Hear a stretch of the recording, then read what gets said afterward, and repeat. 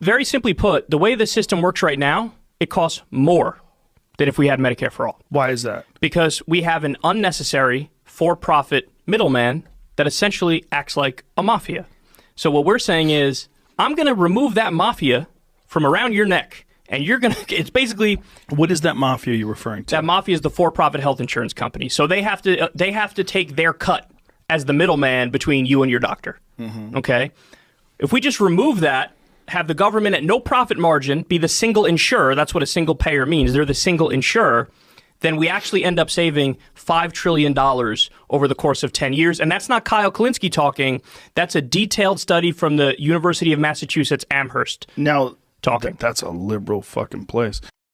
All right, so in today's video, we're diving into a pretty intense moment. Kyle Kulinski absolutely destroys Joe Rogan in a debate over Medicare for all. Now, Joe came in with all the usual doubts. How much will it cost? Can the government even run it efficiently? And of course, the classic, but who's gonna pay for it? But man, Kyle didn't flinch. He came in loaded with facts, logic, and just laid it all out with zero BS. He broke it down super clearly. The US already spends more per person on healthcare than countries with universal systems, and we're getting worse outcomes. People here are literally going bankrupt over basic treatment. Some are even dying because they can't afford something as simple as insulin, and we still have millions without coverage. Kyle completely dismantled the idea that Medicare for all is some crazy fringe idea. He reminded everyone it's actually the norm around the world. So let's jump in and watch how Kyle shuts Joe down in this seated debate. So what do you do when you have all these insurance companies? Like, what happens to those insurance companies? What happens to all those jobs? What happens to all that money? The insurance companies go away. Go away. I mean, they go away. Businesses go under. So you kill those businesses. If I say you're not allowed to cut your lawn, okay, unless, let's say the guy wants to charge you $100. Right. I say, no, Joe, I'm going to be the one who pays the person who cuts your lawn. You have to give me $200. Okay. So if somebody came along and said, no, whoa. Hey, middleman guy, we're going to get rid of you. And Joe, you want to cut your lawn? Give that guy $100 and you're all set. Wouldn't you say, well, that makes sense. The middleman guy, he can piss off. Because that's the way I look at it. The reality is when people argue for choice in health insurance, look at it like this.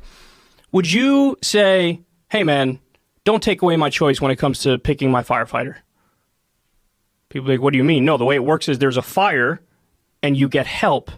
End of discussion. They will come. You don't say, whoa, I want to pick my fire department.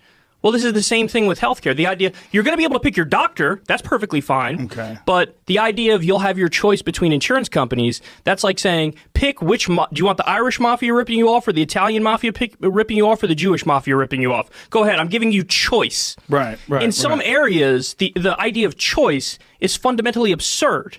It's like saying, well, let's shut off the road system. Instead of being public, let's have it privately run. And you could make a left on that road, make a left on that road, or make a right on that road.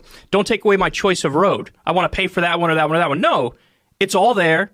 It's all free at the point of service. And this is the whole idea of having a public utility. There's the whole idea of having something that's off the table in a civilized society. Right. And again, what the studies show is it actually saves money. So the real question people should be asking is, how can we afford to keep having the system that we have right now? Because we pay more than the rest of the developed world, and we have 30 to 45,000 Americans that die every year because they don't have access to basic health care, and we have 500,000 people who go bankrupt as a result of medical bills.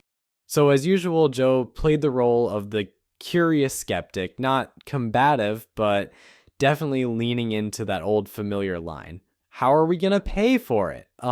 It's a question you hear a lot, especially from folks in that MAGA adjacent crowd. But Kyle, he totally took control of the moment. He laid it all out in simple, straightforward terms. We're already spending more on our current healthcare system than we would with Medicare for all. And that's not just an opinion. It's backed by solid data from the University of Massachusetts Amherst and a ton of health economists. Then Kyle dropped one of the best analogies of the whole convo. He compared private insurance to a greedy middleman mafia. Right now, these companies wedge themselves between you and your doctor, skim profits off the top, and add nothing to your actual care. His argument, cut them out. Let the government be the single nonprofit insurer, and boom, you save trillions over a decade while covering everyone. That's not just the moral thing to do. It's the smart, efficient move, too. He also destroyed the whole choice argument. Like, people think they're picking the best plan, but in reality, you're just choosing which company is going to deny your claim this year. Kyle nailed it. It's like picking which mafia is going to shake you down. And his point about firefighters, spot on. Nobody shops around for which fire department's going to show up when your house is burning. They just come. Healthcare should work the same way. Universal, guaranteed, and free at the point of service. So what you're saying is that it would abolish insurance companies, essentially? So there is one caveat to that, and that caveat is what's called supplemental health insurance. So what that means is if there's something that Joe Rogan likes, that's a medical procedure that isn't scientifically proven yet, but it's still something that you like, there would be private health insurance companies that sell you supplemental insurance, which means on top of everything that you already have through Medicare for All. So if you were getting like stem cell therapy or something like that. Well, in an ideal Medicare for All system, and Bernie, believe me, has gone so far above and beyond any criticism. I mean, his thing is airtight. It gives dental, it gives vision, it gets everything. I wouldn't be surprised if under that Medicare for All bill, the stem cells thing is covered. But let's say something like homeopathy, which is like the horseshit, total horseshit. You want to cover that by insurance? No, Medicare for All would not cover that because it's so speculative. So and private horseshit insurance? Private horseshit insurance, or plastic surgery, things of that nature. But that's an important point because is that real? They have private surgery or private insurance for plastic surgery? No. I'm saying it would be theoretically legal for it under a Medicare for All system because it's supplemental. But how could you have insurance for plastic surgery? Like, I decided my ears are too big. So maybe the market wouldn't be there, but it would be legally possible is the point. So it doesn't fully ban private insurance, but it does bans what's called duplicative care. So you can't say, hey, I'm an insurance company, I'm going to come in and offer you something that's already covered in full by the single payer system. And the reason why that's there is we don't want you getting ripped off by some charlatan. I see what you're saying, but it would essentially gut the health insurance industry. It would make it so that you no longer have health insurance company CEOs making tens of millions of dollars off the backs of people while people die because they can't get health insurance. Yes, it would. And that's a good thing. That's a positive thing. At this point, Joe started asking about what would happen to the insurance companies. And Kyle didn't pull any punches. He was straight up. Yeah, Medicare for All would absolutely gut the private insurance industry. And guess what? That's not a downside. That's the whole point. Why keep a system where CEOs make tens of millions while regular people are going bankrupt just trying to afford insulin? That's not radical to want to change. It's just basic common sense.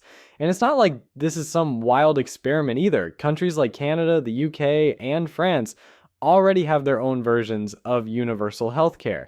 And surprise, they spend less per person, their people live longer, and nobody goes broke over a broken leg or cancer treatment. Kyle's message here was crystal clear. Healthcare isn't supposed to be about maximizing profits. It's about keeping people alive. And look, if someone wants to spend extra on luxury stuff, sure, let the private market cover that. But nobody should be dying just because some executive wants to buy another yacht. It's a good thing for us, but as a sale, like to sell that. Well, the thing is, we have this issue where we have like a status quo bias, where people think like, well, because it works how it works right now, therefore the idea of addressing it and changing it seems like so overwhelming that we just kind of default to how we have it now. But the problem is, we know as a matter of fact that the way we do it now is the most batshit crazy way you could possibly do it, because they research this stuff all the time. They study this stuff all the time. And every single time they look at it, the U.S. comes dead last in the developed world when it comes to healthcare. So there was a recent study from the Commonwealth Fund.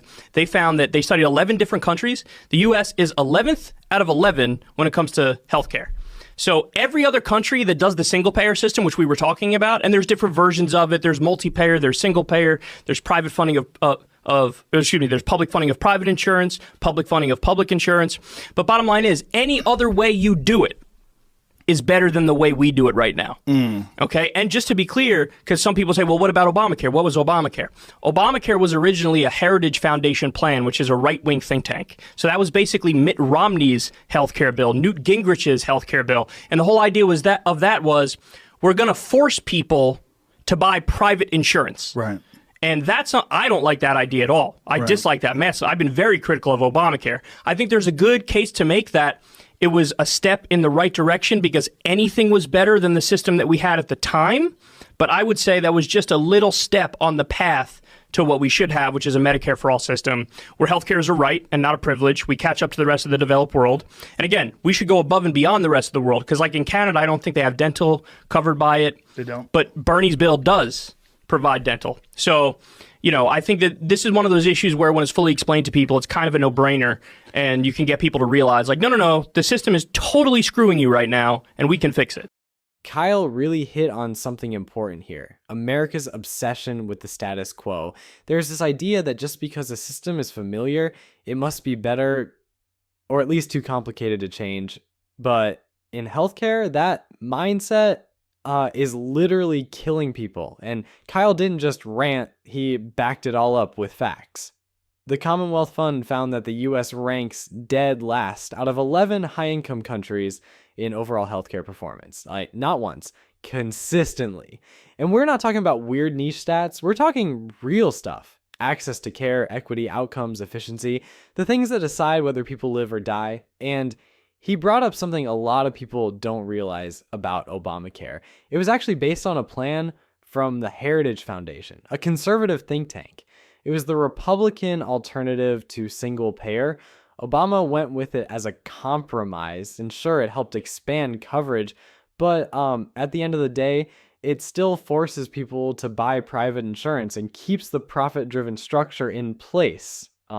Kyle's vision, backed by Bernie Sanders, is a huge step further.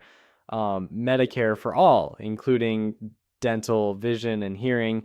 No premiums, no deductibles, no copays.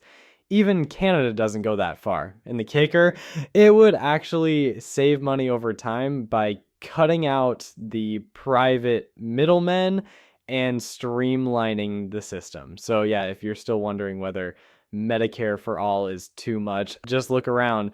What we've got right now is too expensive, too cruel, and too broken to keep pretending it works. All right, that's it for this one. If you got something out of it, drop a like, leave your thoughts below, and make sure to subscribe for more breakdowns like this. Thanks for watching, and I'll see you in the next one.